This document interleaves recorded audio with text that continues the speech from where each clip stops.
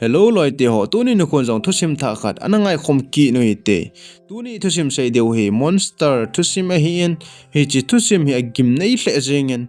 anum jong anom hle jengen pot le la zon chan ge inangai diwin ka hin tem ve chule a film men hin he no mala comment section na vela chun namu dinga hi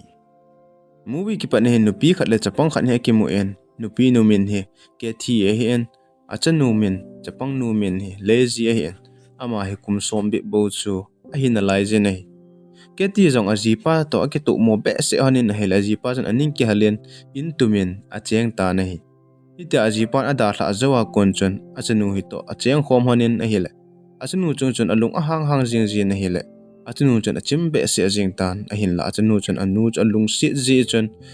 ipi hile pha chom kha zo ten la kan nu jong alung ge lung ki khialin ten hong phatan ti tin ki niam ta chan anga en a hin la anu cho alung gel ki khial mong mong pon alung a hang hang jing jin lai je nei le ke ti hen a chim mong mong tan apa ko ma chi apa ko ma gu ding hi angai tu ta na hi le ji yang chen anu ko ma chen ka pa ko min ne hung tha tan hi je line kom nom te e no ko min kum nom ta pui ti na season hi che sei cho anu cha ki pa mong mong pon a hin la anu cha na gel gel en hi le hi chela ya nom lo wai le apa ko ma jing the hi ati en anu pi tan a jing ni kho jing ka kon chen a chen nu chen apa ko ma ga tha ading chen anu cho ong thok kal cha nga in hi le su ni hlu me hena ki jamin ni hla lang hi phanin ama jong ohung tho de ne hi le a chen nu chen apa ko ma chi te te ding a sei pha na chen anu jong chen zan hi ko ta jong le chi chop di hi jengi atin gari akimat pien hi cha chen apa na lang mun cho a hin zon han tai ama ni jong a chi chi hanin na hi le zan hi ahung hi tan hi chi zan chun go jong he zu ki nen gammang la amun khat apha ho na hen aga re ka ngon cho atayar he ong thiep ta na hi le hi che chen tol tu thei talo chun a hin tol tan hi le hi tia atona lam chun ama sanga gan hing khat ni ata kha hon ding hin ong tan a hin la aga re kang thiep ji chun control zo hon ta pon hi chi gan hing cha tat kha nen ama ni jong lam thlang langa chan a accident han ta na hi hi tia a accident han cho anu cho thiam khat thi san hi ama nen achanu wang cha ki kha pon chuti lawa agar han ma aban ache be ji ta lo ji chen ichalai mun jana kinga den hanen amunu chen ai poe mechanic ho gari se moi kowa gari sem phana ten le tha ke pat ki ding he tien a hin la jan khang jan la ya gari sem ding mi ahung ding chu ata san kin han pon abui thla jing honin na hi hibang jan khang lai ta chen ama ni nu cha jong ipi bolding ham hello lewa hon ji chen hi che gammang la chen gam thip la chen ani hona chana kinga den han tan chuti lawa agare kang cha athiep keu be chele phading a hian ami sin ho chu ipi tu mai tam iti ta kha tam ki start thelo chana omen iti chan ama ni jong gari sung ja keu lim lim hanen a hi le anu chan achanu koma chan a hi poye zo agan hi ta kha an chi ipi tum ham ipigan ning ham ga ve he te atien a hi le gu chu chu na lai jen pha chom khan he nga hanin nei le gu hi ahung phatan gu phat pha cha ama ni jong a chi phi hanin aga ve hanin nei le agan hing ta kha hon cha gari ki ta kha na maha tai lo chen aki khut tel na aki ni na ho he tan hi chwa chana ma ni alung adong hanin ati hon aja hle jeng hanin agari hon na chen hong kin hanin anu chen aja no ko ma chen a hi pui hi chigan hing cho gan hing dang tho aki del na aki khut kha na hin ti ti na sei pen achanu jong chon apa cho phone call a bolen apa ko ma chen accident thu hona sei en na hin la ama ni imacha ati hon lo da na ki su kha hon lo dan chu a sei pe na hi le apa cha lunga gimin na hin la a pe pe na hong jing je chu a het thei lo je chen a bui hle jing en hi hi ti chen ama ni jong bolding a he hon tapon gari sung chen ki tung honin na hi le pha chom khat zo we hin gari khat ni ahong tan hi chi gari pa chen ama sang hon a ho wa chen ama sanga gan hing ata kha hon chu a tapo nei hi chi amu hon lo pha an jan aki chle jing hon tan garin tol pa jong chen to thla hin khoi na hung phein ama ni pu ho cha ama gari a sima hi cha ko na ama gari a ko na chi ding chen a se jen iti chen pu se se cho ama gari chen a sim pi en hi chi pasal pa chen khawong a hin choyen nang ni gari jong he kaya kai do the he e tien a se jen ama dong chen akai na ding cho khaw cho aga vo go ta na hi le asung lang chi pi to mam asit na khat no me atien hi chi sim phat de te na hongin na hi le anoi langa ko na sim phat de hi je chen ama zo anoi langa ko na sim phat ding hi ati ta na hi chi pe don ta chen lazy jong chen gamla langa mi khanen ave dan dan na hin amu in na hi gari sunga chen amani nu cha jong ki tung honin anu chen abe ngo cha mai le le ta na hi le afon cho ahin mai mo tan afon hol mo phan chen ai poye khat pa gari a bek siam hon hi chola cha ka fon ta ye gala in atien achanu cha sol tan hi le achanu cha ki cha ji chen achingam pona da in hi le anu chen asol te te jingen hi tia anu in asol te te phan chen achanu jong chen anu ki chat man chen apo da in gari cha hona bek songa fon la ding atien hi le hi chipa gari cha chabi ani ki kam tan chabi ki kam phan chen agar ni pa kom chen thum ta na hi le gar nei pa chen tuin na ka tong e ka boi je me zo ten le na pinangi atien hi le hi chi pe dan ta chen lazy jong chen Ganhing athi na mun cha ven he la thisan he gamla langa achi phei cha hin muta ama cha ki cha thle jengen ati za sa sa chan aga zui phi na he le alampang langa chan hi je Ganhing cha che jeng hen anakin ne ta na hi hi chi amu phan chan anu hi asamin anu cha ako ko jengin hin la gar sunga anu chan achanu o cha azamong mong pon hi chi pha chan lazy jang ki cha ba se jengin gar sunga chan na lut kit ta na hi asung alu lu chen anu kom chen asijin ahile anu cho alung atong hle jengin akicha chata ama jong chen tun chan chana iti ambulance so jong hunglo lai ham chuti lowa gar sim pa chen iti asim chai lo lai ham ten horon ame ame jengin hinla gar sim pa chan ahin ho mong mong ta pon hile anu alung don juto akum hle na ga ve ta na hile anu ya gar sim pa cha anom ta pon atos lai keu hi anom ta nei hichi amu pha chan alung don ta ti zat to kicha ta chana umen gamla lang cha anga en asam tan a hin la hichi pa chan a hin don bu mong mong ta pon a hele pha chom khat zo chan aga ri chung han chan a khut lang khat hi abong a hin a hung chu ta na hung kile thata na hi le hichi amu han chan amani jang kicha ba se jeng honen bolding shading to ding hi a he hon ta pon a hi lazy jang a kicha wal je e chan a kapmen a peng tan na hi le anu jong cha akicha hle jingen aga na thei bang janga resung alu nen acha nu chu a hlem ta na hi hiti amani aki hlep to hon lai ta jan gamla langa kon jan hi jigari nei pa cha hi chimi him pa cha a hung ke thol phein gari cha chabia hon ding a tin hi le amani nu cha jong janga resung a kon chen amu hanen a ve honen hi le gamla langa kon chen creature khat ni hi a hung phein hi creature jan hi chi pa cha atha nen ane in gamla sung langa hen akai lut ta na hi amani nu chan jong creaturein mi gim nei ta ania tha puimang ami ta hona amu hon phan chan akicha ba se jeng honen achan nu chu akap kap jeng ta na hi anu jong chan achan nu kom chan a hi puye hi chi pa ga reun ki chel ton cha bi tan te ama ga riu ki man hi ten hi cha kon gan na thei bangin jam do lo hi te tin achan nu cha hlem jengin ai le hi tia a hlep lai ta chan Japang nu te di bear cha ahung ki hla ta na hi le hi chi ahung ki hla pha na chen creature jong chen amani na lang cha hin hetan a hin zui ta na hi le hi cha chen anu in kang chalen thanin ati en achanu chen agana thei bangena thanin a hi le apulanga kon chen creature chen anu chu a hin kai hla en creature chen tha ding ati ta na hi le achanu jong chu peng jengen amani wang phan chen chi pe dan ta chen ambulance hi ahung ta na hi ambulance ahung phan chen lai ahung ki va in na hi le creature jong chen light wa amu phan chen ama jong akichabe se jengin lazy anu chu thatman ta lo chen gamla langin azam ta nei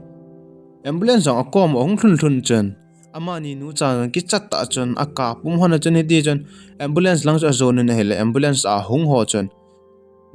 lazy anu chu ambulance jong chen a puilu na veniti chen azen ta nei akom chen achanu jong chen a umpi en achanu chen anu thi ding cho a it hle jengin alungnat pi hle jengin chuti lawa anu jong chen achanu cho ama banga ai lawai le hi chi creature chen that khan ti tia agial ji chen alunggel anum theipon anat hle jeng wanga chen achanu cha it hle jengin atu en ti chen aka pi en hi alang khana ambulance a hung ho mi khat apam langa umpa chen midang umna layam ten hole len hi le hut kiu khat hi ahin mutan hi chi amu phan chen midang hi te ding hi etien gamla lang chen a kovin hole le tan hi le hitia hole le na chen creature chen ahin that tai na ambulance sunga ho jong chen ki pat do hi cha kona chi jing ding ati win hi le hi chi gari tol chen nu me a hi in nu me nu chen khat mi khat ahung lo lai ji chen ma nga adinga tien hi le hitia ki pat do ko wa chen hi chi pa ta sa cho ahung leng phen agar chung tau chen ahung chu na hi le amon ang hi chi amu su ke pha no chen aki chatle ajeng wen ki pat ji jong a het ta po win hi hitia ama ho jong ki chata lai ta wa chen creature jong ambulance chung chen ahung ding do tan ambulance chung chen ahung tan gar tol nu driver nu jong chen ahin mutan amu pha na chen lazy anu jong chen gar tol nu cho amani na lang anu langa kai lu ding atien asamin akovin na hile hi chi driver nu jong cho oi man le lu aki chat wal ji chen ahung wa thei pon hile creature chen gar chunga kun chen driver nu cho ahin manin athat kit ta nei ambulance tol nu thi zo zo chen lazy anu jong chen achanu ko ma chen eni jong hichla kona ichi do loi lowa le thi honding hi atien aman jong agana thei banga gari tol na chen atowin atol tan a hile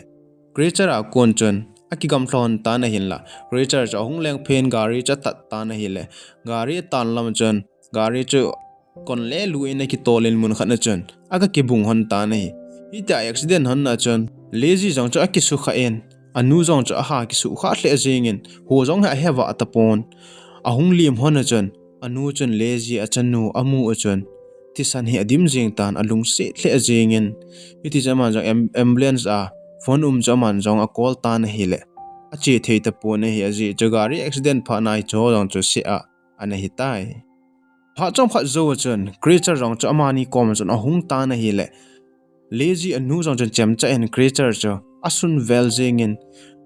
asut vel jing wang chen a i lo pon hile aman jong akoma torchlight cha la en torchlight chen a khotan hele creature jon chen torchlight wa aki cha ji chen hi cha kon chen aki kang se tai creature hen torchlight wa aki che e ti cho hi cha kon chen a hin he tai hi chi jo chen ama jong a khu in a kam songa kon chen thisan tam ta bi he a hin khu do en ama ki gel chen ki hing shot loading a he tai hi chi a hi lai mo na kona kang na the banga ki po do lo wa le ka nu cho nai ka thi ta te honding he tin gelin hi chwa chan aman jong thing me he lighter chen a halin idi chan a chan nu ko ma chan a hi poye ke gamla langa ho ka che ding a hi en creature cho ka ko ding a hi en ama to ka kidel hon ka ki boy hon ka nang hila ko na jam do ding he tin a se yen a hin la chanu anom pon anu chen ke hin khusanga nang hin khu zo ka i ne e ke thi jong leng nang ne hin ding ka de ye hitia creature to ki boy hon pe ten le chi tan jam tan ka hin ti te na jam ding mi khatlen ni ne ki mu pi ai lawa le mi ko man che ding na ki thu pi na nan thum ding a hi e ati en torchlight cha da hla pe ni ti chen anu chu kamla langa chen thing kho cha ki chayen a chi ta na hi anu che ma sang chen lazy jong anu ko ma chen gamla langa nang na chi a hi le creature in a tha ding a hi e tin a season a hi le anu chen ei tha lo ding a hi a ji chaken mei kong ka ki chai de he tin ana thlemin ana sei pi en hi achanu jong chen anu cha i hle jengin angai hle jengin anu jong chen alung sit hle angai hle jengin a hin la amani dinga upai ta lo ji chen anu chen ama hin hu sanga achanu hin ho zo ana lung sit ana i zo ji chen ama jo hijigan hinga kona kipi do jing chu ana hi ta nei lazy nu jong chu gamla lang chen chi in mei kho cha ki de ni ti chen creature cha kovin a samtan a hin la ahung mong tapon ahung mong lo pha na chen hi chinu jong chen mei kong ki chai je na he hung nom lo hung ngam lo hin te ti na gelin a mei kong chu a that nin e ti chen a ko ta na jam ta na hi le hi chi pha chen creature jong chu ahung in anu chu ahung ki del pi ta na hi amani jong akidel hanin a hi le lazy anu chu atha be wal jeng alel wal jeng ji chen pangman ta lo chen hi chi creature chen athat ta na hi hi tia atha pe lai ta chen lazy jong chen anu thu na cha vet zo lo je chen jam le helin creature na lang cha hin del phein creature cho a hin sa tan a hin su tan a hi le creature cha i ma cha jong a tipon creature yen lazy anu atha pha an chen lazy cha tha ki ding a ti na ma lang anga na hi le hi tia tha ding ati lai ta chen lazy chen torchlight na ki choi ji chen torchlight chen a khon hi le hi chi creature chu azam ta na hi creature zam do chen lazy chen anu kom cha del phein a hi le anu chu ana hing ta pon ana thitan anu athi amu phan chen ama jong alung ana ba se jengin he chilai muna creature tha lawa da tha ding chu alung a hi ta pon anu phu chu la te ding hi atien hi pa jan ama jong ambulance sung chen alu nen anu lighter le spray ho khan hi akila eni ti chen ate di beer chu atla en ama cha sung chen ki sel ta na hi le creature rong chen thilgin chu hin jatan azan lang chen a che na hi le asunga chen i ma cha no pon pha chong kha zo chen lazy jong asunga ko chen hong po den apam lang chen hlai do en na hi le creature chen lazy cho in mutan thading ten anai phei ta na hi le hi cha chen lazy cha lung a hang ba sai pi pham cha sejen hi ti chen spray cha ka men lighter cha a hal ta na hi le hi chi creature chu me hin akatan apum chang hin me akatan hi le creature chen mi that the lo chen ti chen a ki vengin a thiding bo chu a hi ta na hi lazy jong chen ki chat ta chen hi chi creature me ka chu a ve ta na hi creature jong a thi chen lazy jong chen anai phiin alung nat wal jing ji chen chem cha chen a sunin a kap ta na hi jing ni kho hi ahong hi tan ko vai hen ama jong gamla la chen chi le na hi le anu dam lai ho chu a hin gel do tan anu in ali ten le ipp na panding hi tia na sei pi ho chu a hin gel do in lunggel no mo ta chen apa na lang apa in lang chu a zon ta na hi hi cha hen na movie jong a ki chai tai thusim azon chan hin ngai zo se na bon chaw chungin ki pa thu ka in se thusim tha ong ki taka sen ananga jingo hi te thusim a ki chai tai